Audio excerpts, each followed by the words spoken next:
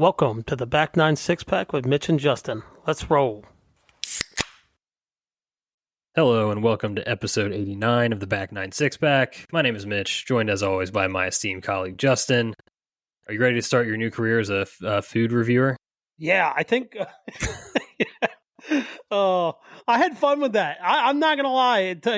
It tasted delightful compared to what I thought I was going to go through. Yeah, I think that job would be freaking awesome. Unfortunately, I would be not netting zero anymore on my weight loss journey if that was the case. Yeah, for anyone who didn't see this, which is probably a lot of you. Anyway, seek out Justin's social media. Skyline and Graders, couple prominent Cincinnati companies and food brands, collabed on a little bit of ice cream. It is chili and has oyster cracker chunks in it. That is what he's referring to. Rephrase that. It's got full oyster crackers. Sorry. Full oyster crackers, I should say. He gave that a test try. A lot of people around the city have been doing that. Honestly, rave review from you. I thank you. And look, the hot sauce only made it better. It really did. I told you. So I just was made aware of something that I don't know if there's actual video of anybody trying this, but have you heard of the Skyline Graders float? Oh my God, no. That's where you would put the ice cream in the actual chili. God, no. Look, I can get behind a lot of food stuff. I don't think that's. I might get the enough bravery to try that. I think I could do it. Man, that's pretty tough. In restaurant though, like I'm not buying the canned chili. I don't even like the canned chili regular with like no ice cream in it. I'd have to be in store for that, into a restaurant for that. I will say the in store, like in restaurant chili, definitely has a different. It's not. I don't even think it's like necessarily good or bad or better or whatever. But there's definitely a different like level. Like it's more liquidy. Yeah, it's because like I think it's like I don't know. I think it's better. I think in restaurant is always 100% better. I mean, probably yeah. But I might have to try that. We'll see. I don't know. I don't know if I have the guts to do that, but maybe I do. I don't know. Stay tuned, everybody. That'll be the next one on Justin Eats. That's what, I don't know what we'll call it, but man, can I pop my Diet Coke though? Yeah, we can pop. This is the last episode in dry January. I got the Liquid Death here. Squeeze the Death still. Orange just slaps. I love the burn, like the first drink of a Diet Coke, and it just like burns your throat, and you're like, "That's that aspartame, baby!" Like shoot it straight into my veins. Oh yeah. So we've got last episode with Dry January in play. Coming back next week. Got Man Meal next Friday. I think we're gonna get back to it in February. Yeah, I come off the bench on Saturday, straight into what we call Winterfest in my neighborhood. It's gonna be interesting. I don't know how I feel about that being my first go around for an event like that, but we're gonna kick it off right, I suppose. Yeah, heading straight into like a neighborhood drinking festival. Probably not the ideal way to come off of a dry month, to be honest with you. Oh, we'll see. Updates coming for that. Good. All right, if you were here, please subscribe, rate, and view the show. Smash the like button if you're watching on YouTube. Subscribe to the YouTube channel, too. That'd be great. We appreciate all that. And follow us on social media at Back9Sixpack. And last but not least, fan mail, always in the episode description. Click that link and shoot us a text message about whatever you're thinking about. Look, it's happened again. We can't avoid this conversation. We thoroughly covered the NFL season this year. I think probably multiple times throughout the season, and definitely heading into the playoffs, we said the worst case scenario would be a Chiefs-Eagles rematch in the Super Bowl, just in terms of storylines and what we wanted to see. We shouldn't have put that out there. I think we manifested that. That's on us. But I think this further proves that college football is better than the NFL. Ooh. Because here's why. Here's why. Because your team won a championship? No. Because in college football, the refs just suck. There's no bias. They're just not good, okay? In the NFL, they're biased. Like, let's just call it what it is. They're bad, but they're bad because they're biased. I can't believe that was not a first down. That just still hasn't sat well with me. But I will tell you this: my one takeaway from that game is if you are going to beat them, you have to go balls to the wall. You have to play aggressive. You have to play confident. And I don't think the Bills did either one of those. If we're being honest. Yeah, I mean, there's been a lot. I've read so much. I feel like I have so many takes, like just like jumbled in my brain around all this. But one that stood out to me was like they're like trying to run the tush push, but not running the actual tush push. Yeah, there's no one pushing him, so it kind of defeats the purpose. And they basically they're just doing like a QB sneak with someone behind him off the left guard every single time. Didn't even mix that up. Like it was just like they knew exactly where he was going. 100%. And when you've got, I mean, I get it if that's a strong side of your line, but you're going against, Chris Jones and they see this on tape. Like you just can't continue to do the same thing to try to get that 1 yard. And the penalty thing again, like, I don't know. I've read so much and saw so many people trying to like push back on the whole idea that they've gotten an advantage from the officiating, all that stuff, which I think is just like bad faith sports arguments. Like, you don't even have to really watch the games, just look at the box scores. But then when you watch the games, that's when the like egregiousness of it comes out, right? Yes. It's the situations that it happens in. It's the incomplete / intercepted / completed pass that doesn't get reviewed. But then that was incomplete. For the record, it was incomplete. It hit the ground. Right. And then they run a play. But then it's like, oh, wait, he did challenge it. So then they essentially get another free down because they don't overturn it. It's just like, I just don't know how this stuff's happening, especially in like high leverage playoff situations where you've got 15 officials out on the field because they got extra people. They've got New York looking at everything. They can replay assist stuff. Like, it's just unbelievable that it continues to happen. Yeah. Well, and I will say, I guess on that as well is, what did that was their 17th one score win in a row. Yeah. And what I would tell you by that, and I'm not a math guy, and I will never pretend to be a math guy, but my dumb brain would tell me that is almost statistically impossible in the NFL. I probably just any sport in general, but in the NFL. So what is the variable in that is causing something that's almost legitimately impossible to happen?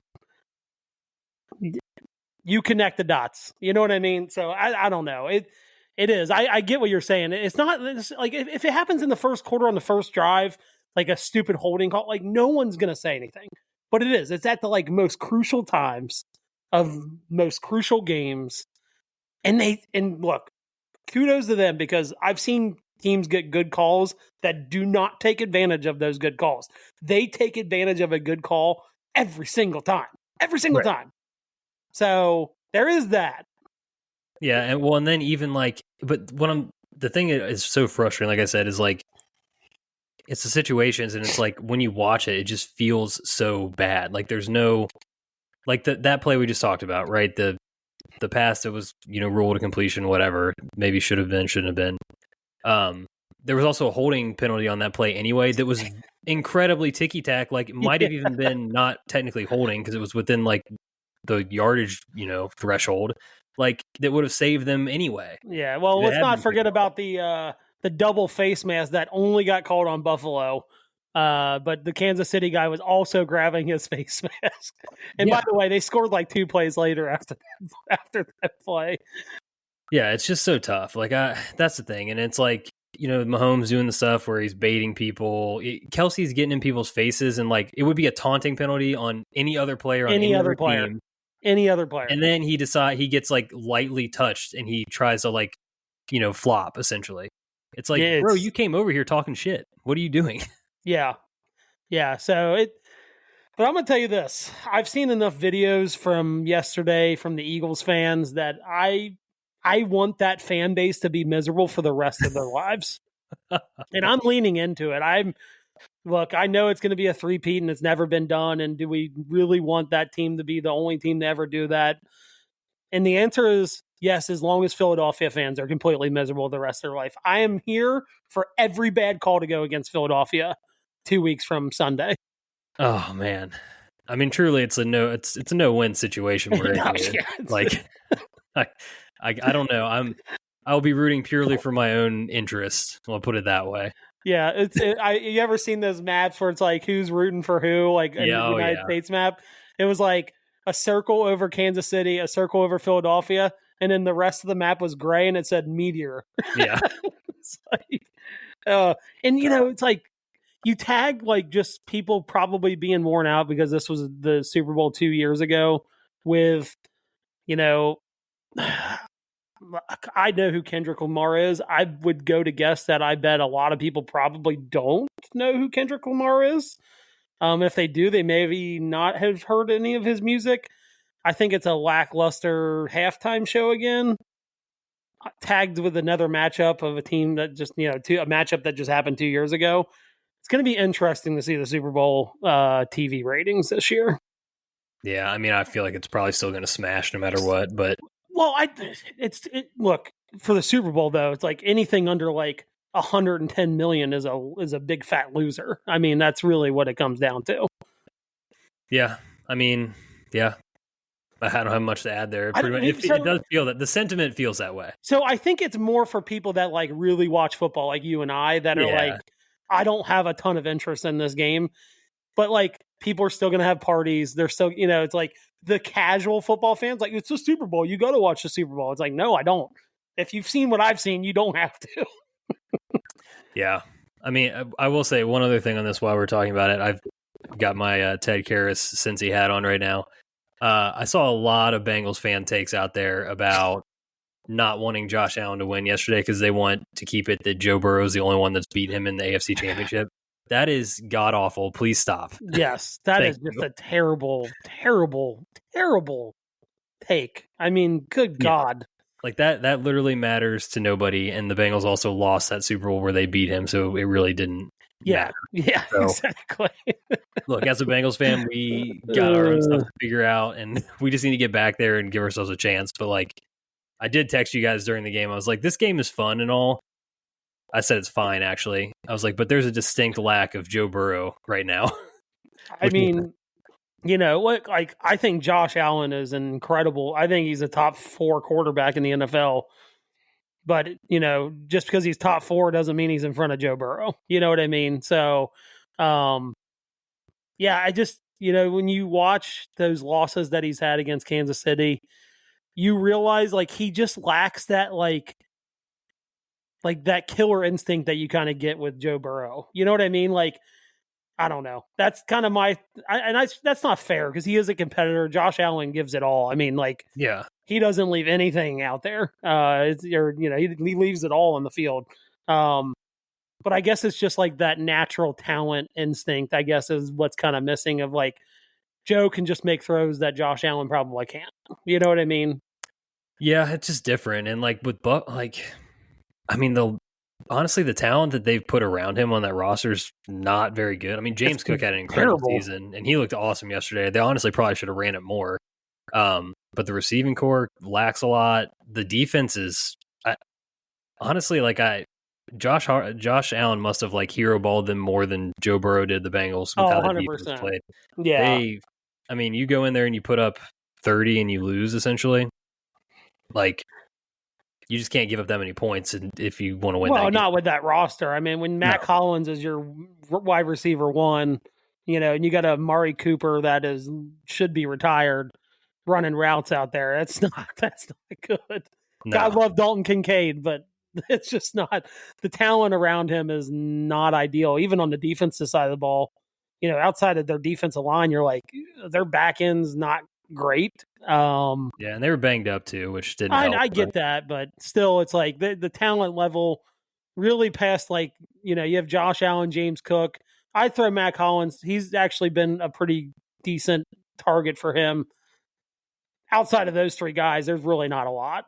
So the sad part too, with the whole Xavier Worthy, Bills trading out of that spot and the Chiefs getting him, they could have used Deion Coleman instead, and it's like, God, that's tough because he just dropped like 90 and a touchdown on you. So Yeah.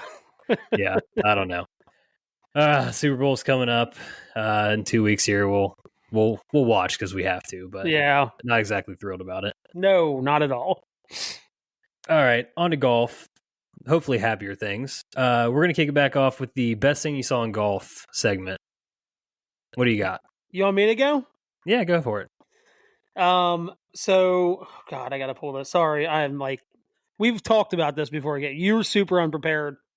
Clearly I am like, I thought I was prepared, but I'm not. I can go if you want me to. Yeah, go ahead. Go ahead. Right. I'm pulling this up. Because look, I was one that came on here rattled just behind the scenes for You everybody. got me rattled now. Yeah, I rattled you. I believe it was Michael Kim today even posted a pronunciation guide from the PGA Tour. And oh my God, some of these pronunciations on here are amazing. One of my personal favorites, we talk about Justin Lauer a lot on this show. Yeah. So his pronunciation for his last name obviously is Lauer. They spell it Lao-UR. And then in parentheses, they put rhymes with power. It's like, why wouldn't you just put that? I mean, there's so many of them. And honestly, I didn't realize how many just kind of wild names we have in golf at this point. So you got John, here's one, John Pack. It's actually pronounced Pock. So they put P-O-C-K in parentheses, rhymes with rock. Another good one.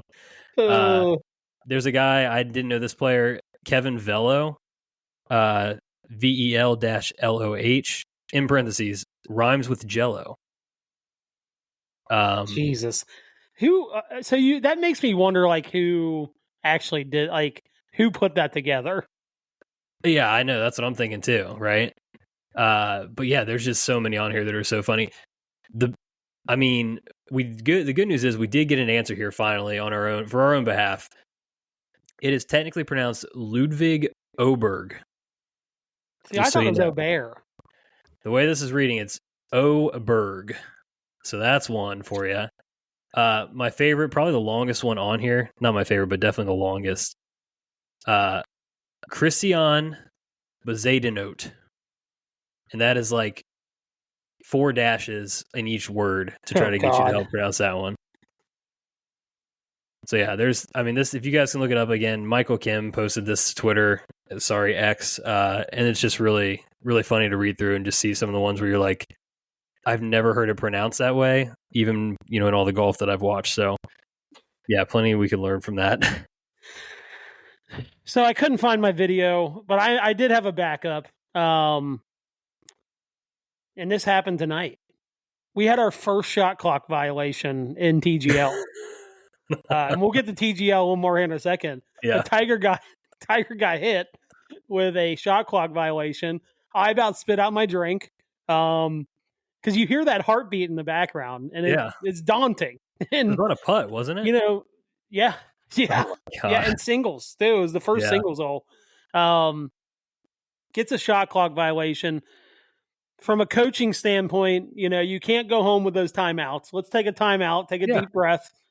Instead, he chooses a shot clock violation on accident, and that was the first time. Like, he's had a lot of fun with this, but that was the first time you're like, oh shit, like there's that fire. Like, he was kind of pissed about it. He was pissed. Yeah. But you know what? TGL is cowards for not posting that video. They posted a bunch of video from tonight. They did not post that there was a shot clock violation. Maybe because he owns it, who knows? But didn't want to piss off the boss. I gotta ask, like, what are Kiz and Tom Kim doing? You gotta step in and call timeout. Yeah, I suppose they probably could have, but I didn't think we'd ever get one of those, and I certainly didn't think it was going to be Tiger to get one of those, right? Because he's so aware of everything, typically. But yeah, it was. I swear to God, I took a drink. I about spit it out. I was like, oh, he's going to pull the trigger, and then he just didn't, and it was like, holy shit. But it was good. I thought that was fun. But we'll talk about TGL a little bit more here in a second. Sure. All right. We'll first we'll go ahead and get into Farmers Insurance Open, right? Yep.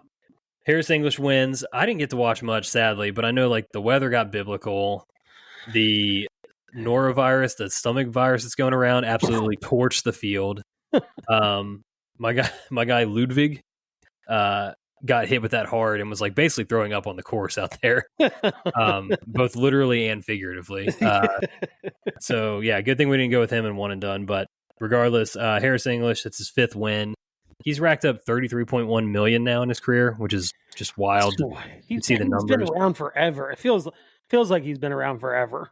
He's a guy, I mean, I think he's dealt with some either injuries or swing changes that kind of threw him off, but like he's always kind of flirted with like, the Ryder Cup teams, his last spots. He's had some high finishes in US Opens in the past. Like he's definitely a really good player. Played at a Georgia Bulldog, good college career. Like, I mean, he's one of those people. Actually, it's kind of like a little bit of a surprise he hasn't won more. Yeah. What was his last win at Congaree? I couldn't even tell you, to be honest with you. Remember when they had that tournament during COVID at Congaree? Yeah. It's been a while since he's won. But yeah, I just his talent level alone, you would have thought he probably won more. I accidentally called Hudson Swafford one year at the Memorial Harris English, so that's fun. But I mean, that's fair, honestly. What pissed me off about this tournament was them letting these guys go out there and just get absolutely shellacked on Thursday with weather. Weather, what I mean by weather is wind. And then call them off the course at like 2:00. So all the early guys just got hammered with that wind. And I saw a percentage. I don't know if this is accurate, and maybe we can check it out later. But I saw it was like 53 or 54% of the early Thursday tee times missed the cut. Yeah, there was actually like a true, like you said, there's true waves to this tournament with how it shook out. Yes. And because they got hammered with the weather and then called it, and then guys went out I think they went out the next day without that wind, and it was like the later tee times pretty much played, to make the cut with little to no wind. And it sucks because those greens are not meant to roll that fast. That's part of the problem. Right. But in order so they don't just absolutely torch the course, especially the North course, they have to have them rolling and firm and all that. So you saw balls like oscillating and rolling off grid, people putting them down and they're just rolling. But it sucked. And that cost us our cut and our one and done. Steven Yeager was unfortunately on the bad wave of people and just got nuked on the North course somehow. That's the tough part, right? It was the people that started on the North course benefited because they got their scoring in on day one, and everybody struggled on day two. But people were getting I think the North course is a little more exposed. It sounded like, people just got dusted out there. I was seeing the scores, and I was like, I could not believe some of them out there. Yeah, Thursday. I think I sent this to you Thursday. So the South course is played harder by like at least 2 shots for like the last 12 years. And Thursday was the first day ever in 12 years that the North course played. And it played like 2 shots harder than the South course did. Yeah. We just got unfair, unlucky for us. Yeah, it just sucks. Heading back to Harris English, if I'm reading this correctly, his last win was actually the 2021 Travelers, which was a 9-hole playoff with Kramer Hickok. Oh, I do remember that. Okay. Yeah. Okay. So that was the last time. So it had been quite a while for him. And so he won in 2020 and 2021. So he had back-to-back years with a victory. Yep. And then he won a couple back in 2013. So like you said, been around for a while. Maybe hasn't gotten it done to the extent you would think he would with, kind of his pedigree, but who knows? These guys, you stick around long enough, you catch another heater. And yeah, I mean, perfect example is Keegan Bradley, right? It's like, guy looked like he was just done, and then all of a sudden it's like, oh, get a win here, get a win there. That's crazy how that works. Right. Okay. I think that's pretty good on the Farmers. We'll get into one and done in a minute, but we did want to talk about, because a lot of the narrative early in the season here has been kind of pace of play. I think the leaders this week, it was like 5.5 hours to get that round in. I think it's sort of a little bit of these are symptoms of the overall struggle of pro golf right now. The product just like kind of dying potentially. Kinda.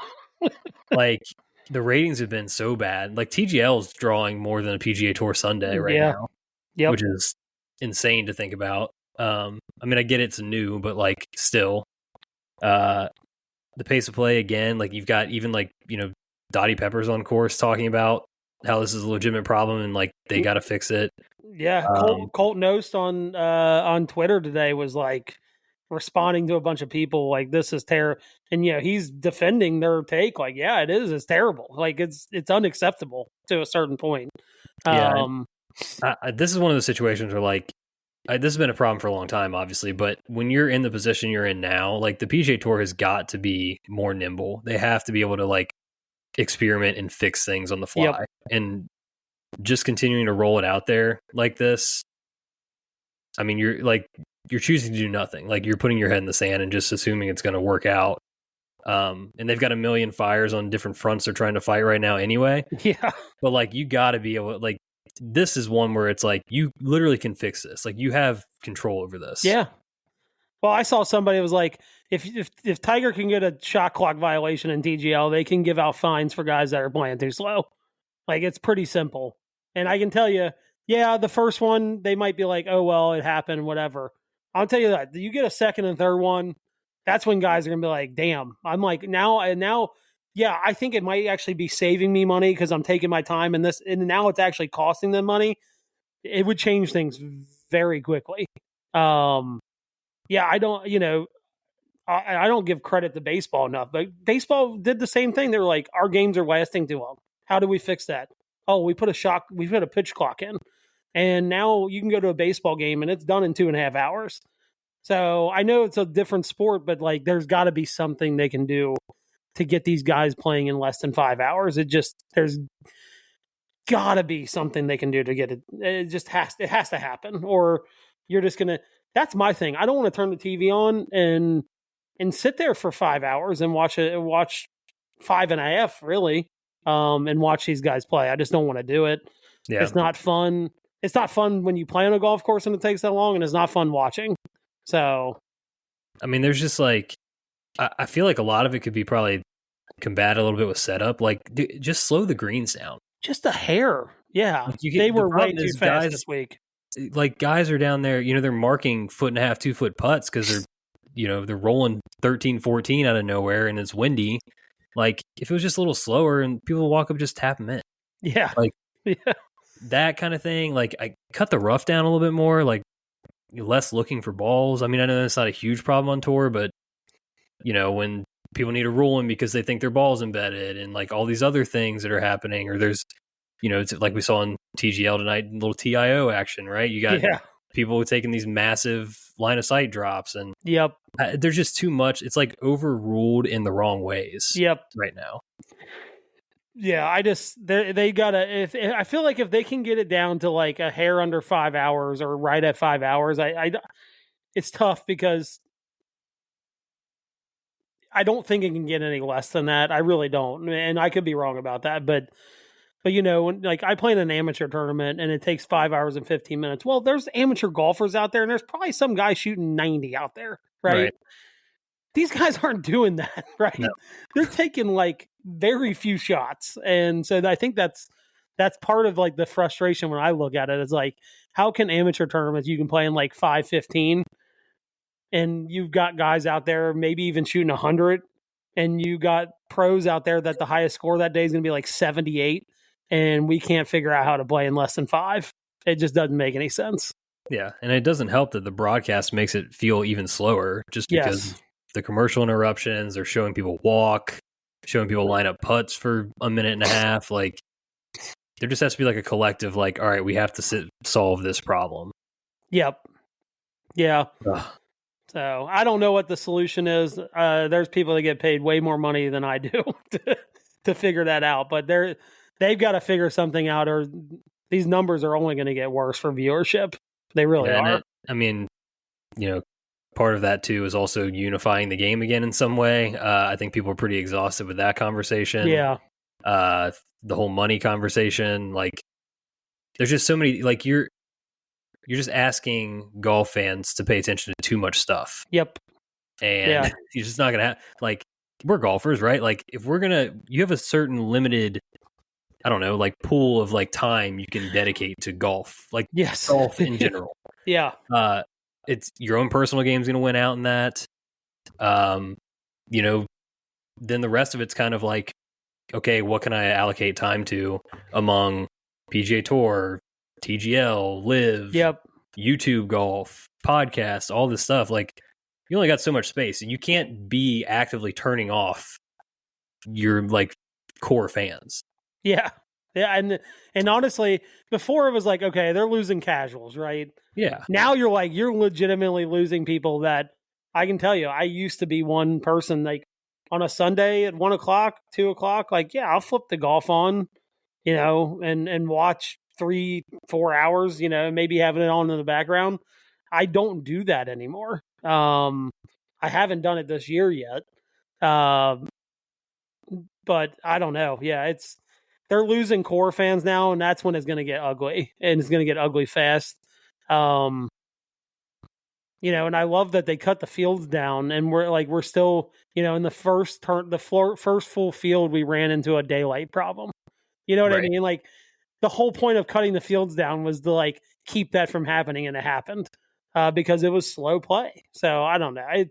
It's frustrating to see. I'm at the point now, specifically right now, like, how much I love college basketball. So like on a Saturday, like college basketball, golf, like I'll try to flip back and forth between the two of them. But if it's a game I want to see, I'm going to watch it, college basketball.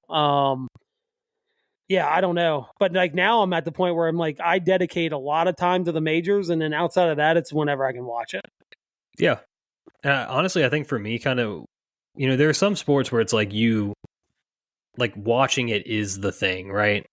Like, yeah, watching college football, watching college like that's the main way that you take it in. Yes. There are other sports where it's like, I don't necessarily watch the games day to day, but like I'm listening to podcasts about it, or I'm watching YouTube videos that are covering it or whatever. Golf is kind of becoming that for me. Like, yeah, I mean, I talk about No Laying Up a lot because I listen to a ton of their stuff, but like they're doing a whole bunch of stuff at AT&T this week at Pebble, and I bet you I watch and listen to more of their content than I watch of the actual golf tournament. Probably. Yeah, and I'm same way. Like I take in stuff that more than I would actually probably going to watch the tournament this week. Yeah, it's becoming a sport where, like, I mean, I watch F1 and stuff too, but there are plenty of people that just watch Drive to Survive and they experience F1 that way. NBA, same thing. A lot of people just kind of follow along on Twitter and with podcasts and stuff. And golf is kind of heading that direction. And it's already a very niche audience to begin with. And it's just going to get smaller if that's the way that your sport's going. Yeah. Yeah. So. Yeah. I don't know. It's going to be interesting to see what they do. I think Unity would be a big start. Getting every big name back under one umbrella, playing in the same events.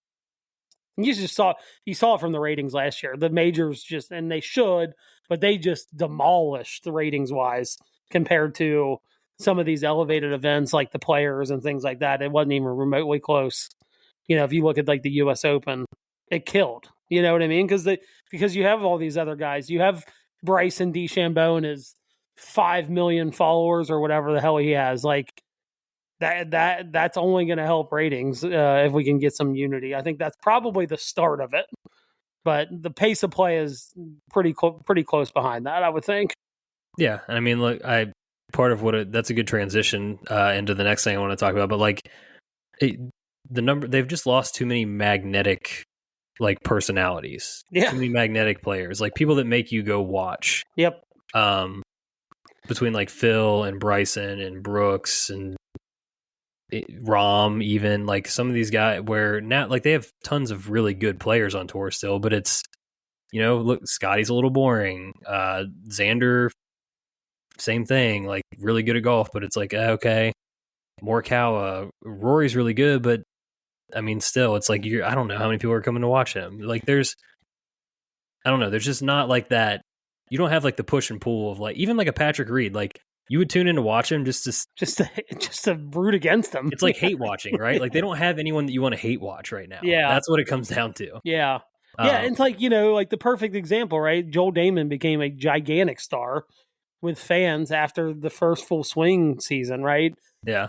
The problem with Joel Damon, and look, I'm one of the biggest Joel Damon guys out there, is like he's like top 90 in the world. Like he's not like a star on the course. Great personality, seems like an unbelievable guy. I would kill to go like drink a couple beers with the guy. But like right now, like I don't even know how many majors he's qualified for. You know what I mean? Like I don't know what majors he's going to be in. So well, and they were unable to into that too, right? They were and they were unable to capitalize on like what he got from Full Swing and his story because honestly, he had like his shittiest year on tour. Yeah, he wasn't kind of around. Yeah, so, and that's well documented in the second season. You know what I mean? Yeah. So, yeah, I don't know, but it's like look, Patrick Cantlay's talented enough. He just has no personality. Like you don't want to tune into him. Like for example, like his TGL night was one of the least viewed ones so far. You know what I mean? Because he's like watching paint dry.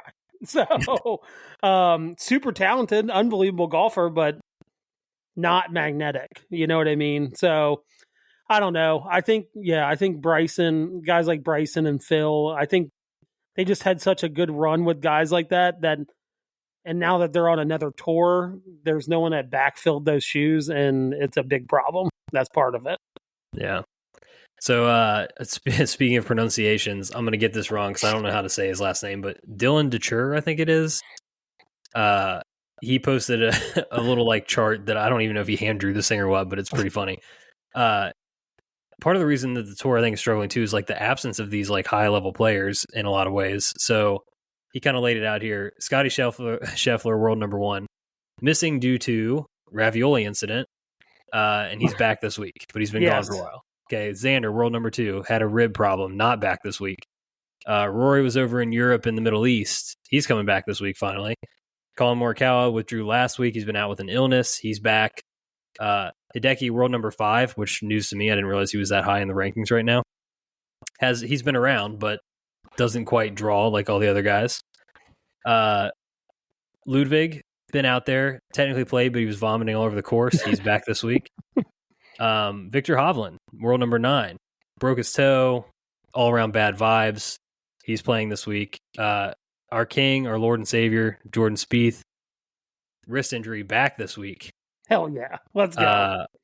And then the last one, but not least, he puts Tiger on the list, and he says he's missing due to it's been a lot, man. And he's back this week if you count TGL. So, yeah, just kind of like, as we head into AT&T here, we get ready to do a one and done pick for that.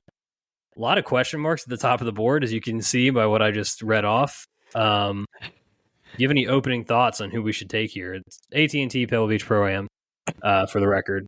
Well, okay, so first things first, when you said Colin's name, it brought up a crazy stat that I saw today. Didn't think it was true, looked it up. It is 100% true. Colin has not won a tournament in 40 months. 40. Yeah. To give some clarification on how crazy that is, Nick Taylor has won twice in those 40 months. Oh, you don't want to look at this list, yeah. There's a lot of other names on there. I'm like, holy crap. There's a lot of people that have won or won twice that you're like, that should never happen. Ever, ever, ever, ever, ever, ever. But when you said his name, I had to bring that up. Yeah. Yeah, I think I'm gonna make a concerted effort to try to watch this week. So Jordan being back. I know people say Pebble could be overrated. I think the views are still unbelievable, and I need that in my life right now with our weather pattern here in the Midwest. I thought about the list and the guys coming back, and I'm like, look, I'm not touching anybody coming off an injury with a 10-foot pole, which leaves one guy. The guy you wanted last week. I think Ludwig is the guy to go with this week. Damn it. I don't hate it. It's tied. He came in second last year. He's the only one that's really, of the guys you just named, is consistently playing week in and week out. True. He's got some reps that the other guys probably do not. Totally agree with that for sure. I think he was the first round leader at Farmers. If he doesn't get sick, he's probably at least competitive. Yeah. Fell down the board on the weekend because of that. Yeah, I don't hate it. There's kind of two ways I was thinking about this. We just take one of these guys that's been playing well, has a good history here, or do we try to get tricky and call a shot early on somebody, hoping that they're lower owned? I want nothing to after a miscut. Like if we had made some money last week, I'd say let's take a chance on a guy coming off an injury that probably a lot of people are thinking the same thing we are. Yeah, don't want a guy coming off a stabbing incident or whatever, rib injury, whatever the hell half these injuries are. But with the miscut, I think we got to get back on track, and I think that Ludwig is the way back on track. I think. Okay. Do you think we will ever use Patrick Cantlay anywhere else? Well, I would have said Riv, but they're not playing at Riv this year. They're going back to Torrey. Yeah. Cantlay, last he played was a T5, the American Express, if you don't count the TGL win last week. He was T15 at Century, but his history of Pebble's pretty solid. T11 last year, T4, T3, T11, T21 in his last 5. Hasn't won here, but has always been around. I don't know. It could be a look. Since we took Jaeger last, I don't hate that. I don't, you know what I mean? The other guy I want to debate with a little bit here too. JT's been playing good golf, and I feel like I've never gotten JT right in a one and done. I swear to God, I think I picked him 3 straight years to win at Riv, and he came in second and third, all of them. Second at the American Express, T26, whatever at Century, but I don't know, T2 at Zozo, 3 at the Hero World Challenge. He's. Look, if we're gonna go off the reservation from Ludwig, I'm not doing it on Patrick Cantlay. I'm gonna ride or die with someone I like. So if we're going off the reservation a little bit, I would go with JT. Yeah, I'm scared of his game. He did finish T6 here last year. The only other time he's played here looks like was the U.S. Open in 2019. That was a T88, but that's a long time ago. Man, it makes me nervous, but it feels like at some point this year we're gonna use JT. We probably should do it when he's playing well and could be. And I think he is playing well right now because the one thing with him is when it falls off, and it takes a couple months to get back. So yeah. I feel like if we're gonna use him, we need to ride the heater. He's the bit of heater he's on right now. Are we being too cute in an elevated event? That's my question. No, I don't think that's it's funny. It's the way he's played over the last 3 years. It seems cute, but he's still a top talent in golf. So, oh God, I'm gonna hate myself when Ludwig wins. Ludwig, sorry. Yeah. Don't forget the pronunciation. I don't know. That's my take on it. I mean, if we're gonna go away from the. I don't say sure thing, but the most confident pick, I say we go with JT because I think Cantlay is going to be if you're going to go, you can't go from Ludwig to Cantlay because they're both going to be taken by a lot of people. So if you're going to go and be cute, at least pick somebody that not a lot of people are going to be picking. Do you have any worries that Ludwig's going to have this lingering illness thing? So when you say I don't, if it's just a stomach bug or whatever, I think he's probably far enough past it that he should be fine. But I mean, if you want to throw that in the pros and cons list, I would be okay with that. It is a con. I mean, we've all been there, right? Yeah. I think let's do it. Let's take Ludwig. Okay. I'm fine with that. My thing was going from Ludwig to to Cantlay just felt like a very lateral move. I'm like, you either got to go with Ludwig, or if you're going to try to get cute with a pick, then you just need to take JT. Yeah, I think let's send it. He's playing well. He got sick. Like, I think let's use the big players in the big events. Yep. Like, we don't have to reach a little bit for somebody here. Yep. I'm good with that. Ludwig Oberg, the official Back 9 6-pack one and done pick of the week. I'm glad we're going to my guy right now. That's good. Makes me feel good. All right, quick touch on TGL here. Electric night, according to you. So good. Jupiter Lynx beats my Boston Common Golf. Just tough scene. I hate that. Goes to overtime, 4-3 win. Tiger shot clock. Tom Kim was out there doing stuff, apparently. I hate this start for my squad. I will say a tough 12 months for the Boston sports fans out there. You have one of the worst teams in the NFL. You have Boston Red Sox that are not doing a lot in free agency, and then you get Boston Common Golf get beat in overtime.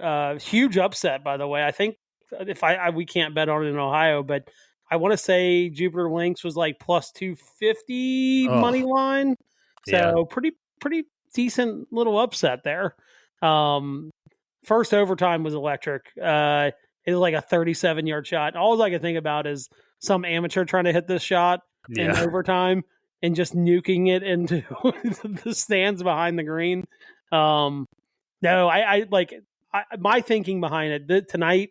If you didn't like TGL tonight, you're never gonna like it ever. Yeah, ever.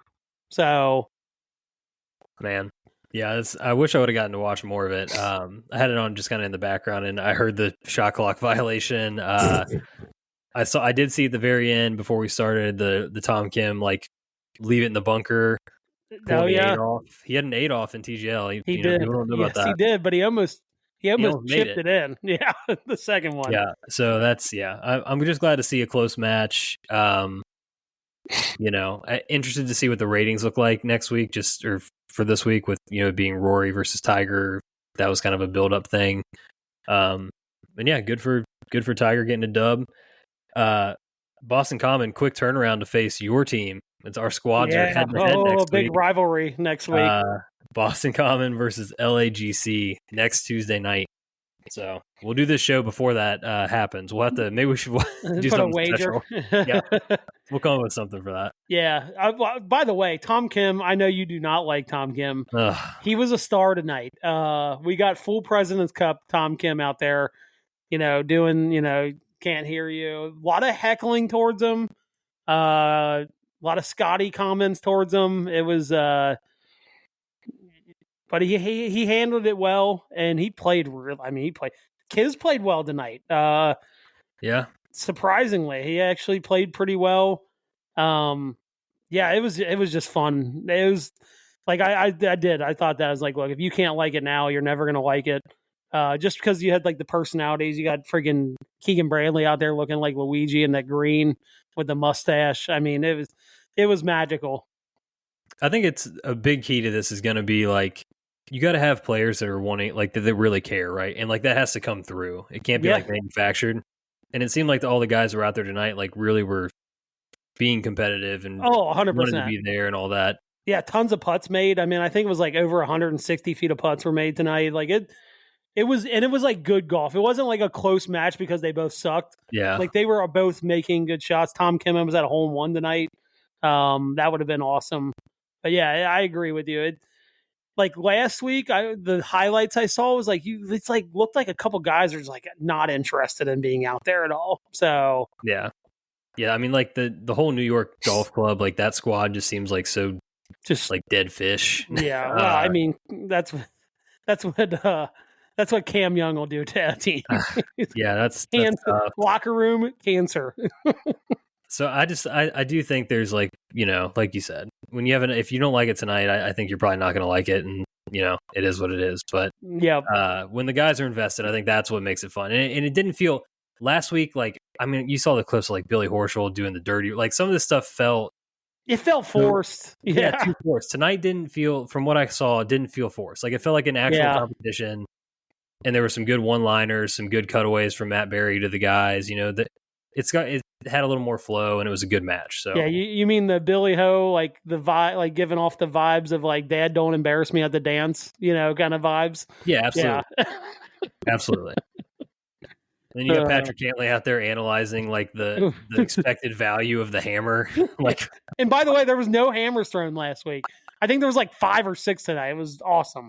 Yeah, they got to figure something out where that like comes into play more. Because Cantley was right with what he said. I saw the clip where he's like, the expected value of it or whatever to have it versus not when you're leading. And I'm like, yeah, that makes sense. I get no it. one cares, like, bro. No one cares. Yeah, we need the vibe of like, you're out there. It's like hole 12. You're in a close match on a Saturday.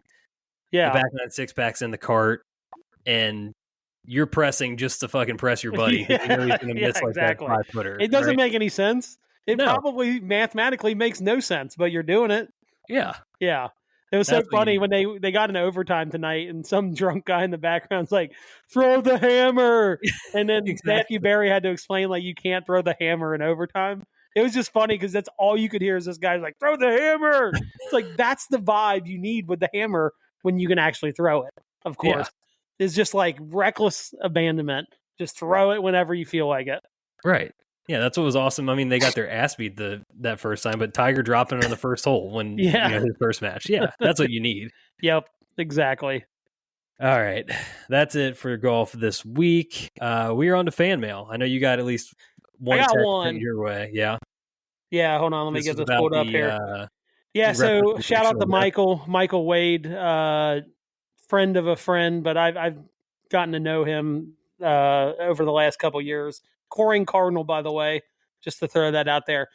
So he tagged in on the most traumatic movie death. I forgot about this one. This was a show that I watched, and now that I know so Opie from Sons of Anarchy, that hit me hard when I watched that show. He actually said he couldn't watch the series anymore after that happened. Opie was he probably was my favorite character in that show. Yeah, that was a tough death to deal with. I just haven't seen that show in so long, but it was I thought it was a really good one. Have you ever seen Sons of Anarchy? No. It was the TV show. I knew it wasn't a movie. I would never ask if it was a movie, but that's the FX show, right? I think. Yeah, that was a good one. I'm glad. Appreciate him submitting that because I know there's still other ones that I'm forgetting. We just named a bunch of animals that died, so pretty much, yeah. Oh man! All right. Quick reminder, please, if you do want to send us any messages, click the link in the show description to send us some fan mail. That's always down there. And with that, we're on to the patio. Next week, we will have actual patio beers in front of us. Yes, God, I can't wait. Yeah, we need. It looks like it's going to warm up too. We might finally get the snow to melt. We're inching closer to patio weather. I'll kick us off. Didn't have a lot of time to think about this tonight. So this is a classic, like, let me just dig through the notes on my phone. Probably had something. Well, one that I think we've had similar questions to, but I think this is phrased a little differently, so I'm going to ask it anyway. Would you rather be able to see 15 minutes into the future or 150 years into the future? Man, that is... God. Getting back to some psychoanalysis here, I think. I would probably say 150 years. And I guess I know that I would never, obviously, you're not going to see that, right? Like you personally, you're never going to make it that far. But like, I think obviously if you could like journal things like for your kids and your kids, your grandkids, your great grandkids. 15 minutes, just like, there's not a lot you could do with 15 minutes, right? Maybe that's more what I'm thinking of is like 15 minutes from now, what am I just like going to, like, if I'm from now, I'm like, oh, I'm going to be like laying down in bed. Like, you know what I mean? Like, I guess unless there's something like super traumatic about to happen. But yeah, I think 150 years, because I think if you could talk to anybody that's no longer here, they would be like, they probably wondered in the 1920s what like 2025 was going to be like, right? Right. And then you get in, some of the stuff probably came to fruition, some of it didn't. But, I think they would love to see, that far in advance to what they're never going to be able to live through. I think that would be cool. Yeah, it's kind of really just like an instant gratification versus like the long game conversation, Yeah.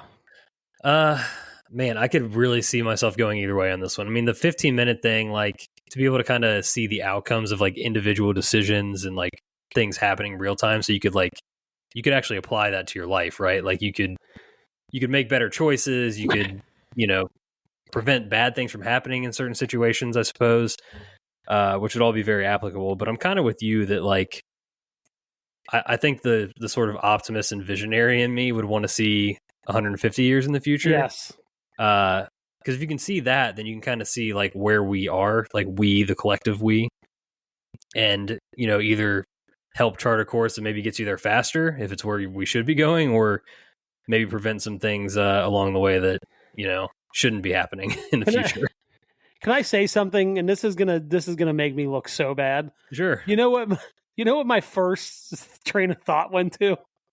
Sure. How can I use either one of these to gamble on sports? That's what I mean. The 15-minute thing is a big, thing about live bets. You think about it's so bad. It's so bad.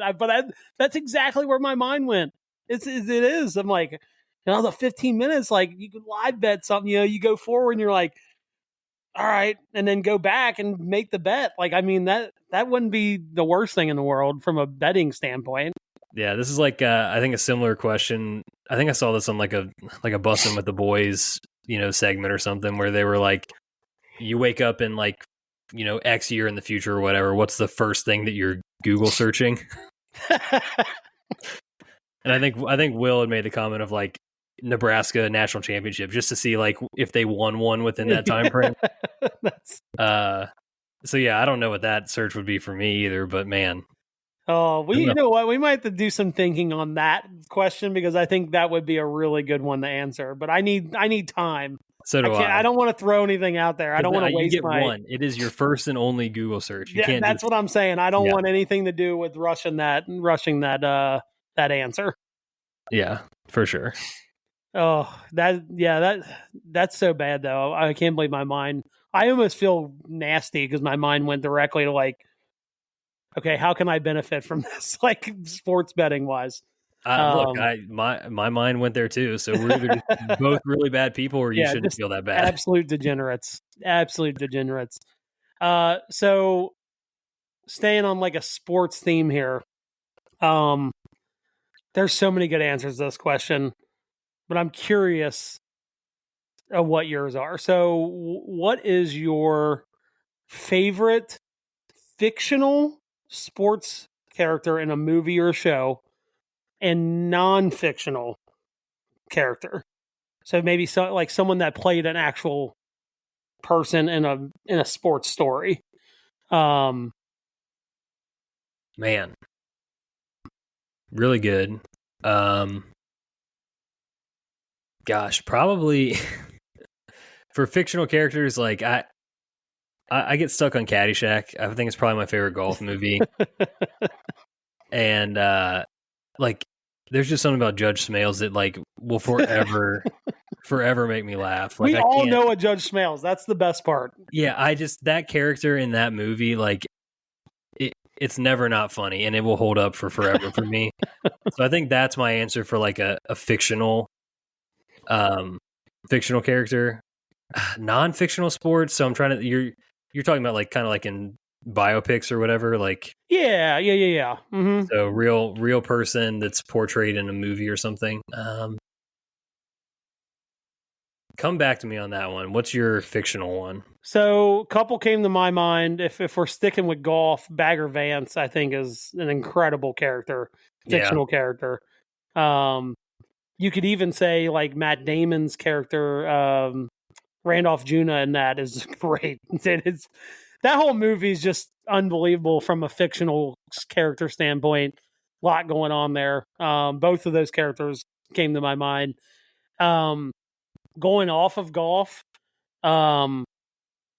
Dude, I'm a huge Little Giants fan. Icebox, pretty cool fictional character, sports character. Um, and I would I had another one like fictional.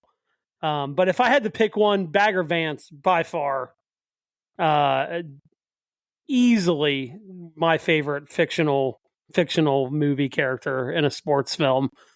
My nonfiction, Eddie the caddy from Greatest Game Ever Played, the story of Francis We Met. If we're sticking on golf, Eddie's a real person.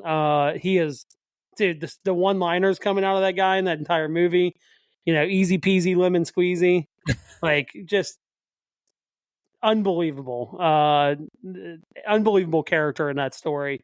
And apparently he was like that. Like apparently he was just like smallest guy out there, biggest personality. Um, and then if we're going off golf for nonfiction, I've always like Gary Bertier from like Yeah, dude. I was just thinking, remember the Titans too. Pretty good character. He changes his how he like an integration and all that, I think, and that's a real person. Coach Yost Stoddard in that is really good too. Yeah, yeah. Good real character. person, by the way. Yeah. I'm trying to think. Nonfiction's always a little harder because there's some really bad ones out there too, like nonfiction. Yeah. But Gary Bertier was like the one. Petey is also not to stay on like that movie, but Petey in that movie is great. It's very. I don't know if it's underrated, but it's like just a really good movie. Yeah.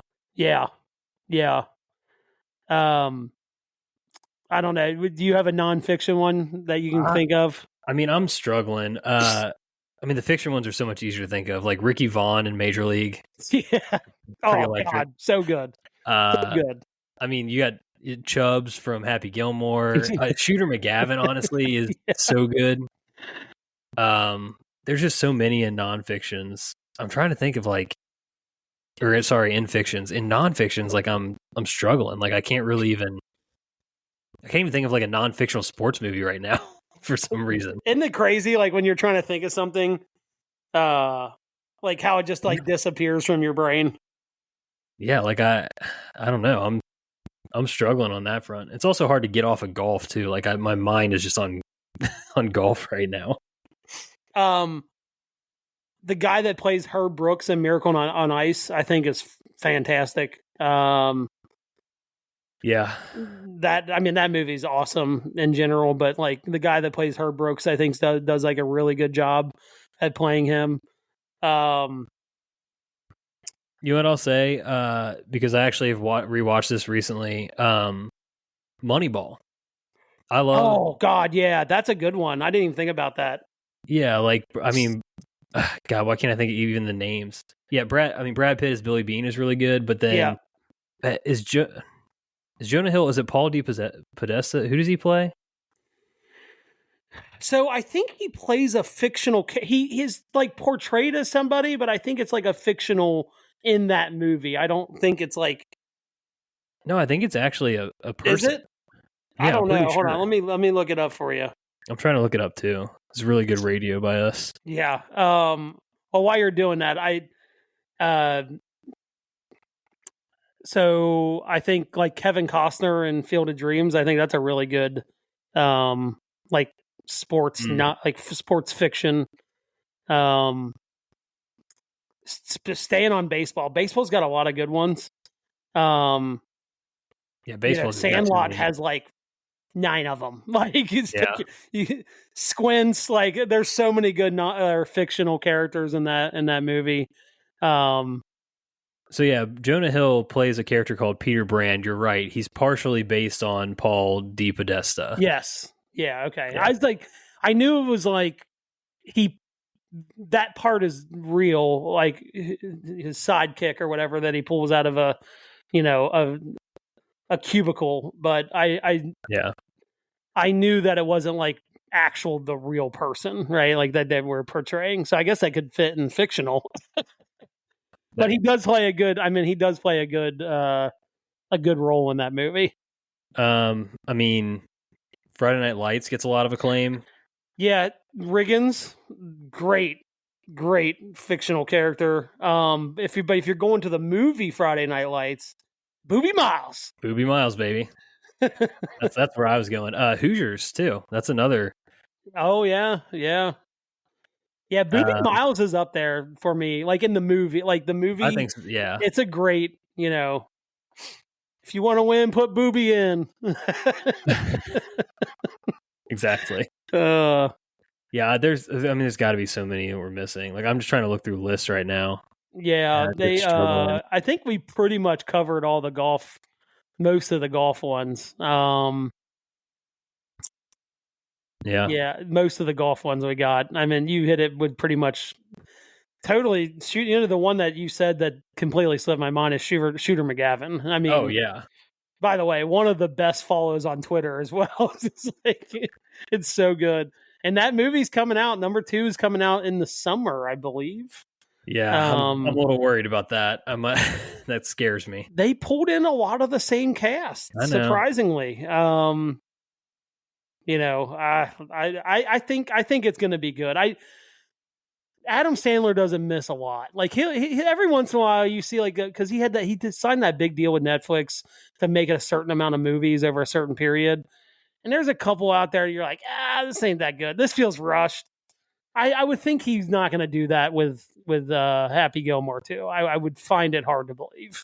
Yeah, I think we would, just thinking back now, we'd be remiss not to mention the Rocky movies. I mean, just littered with great characters. Yeah.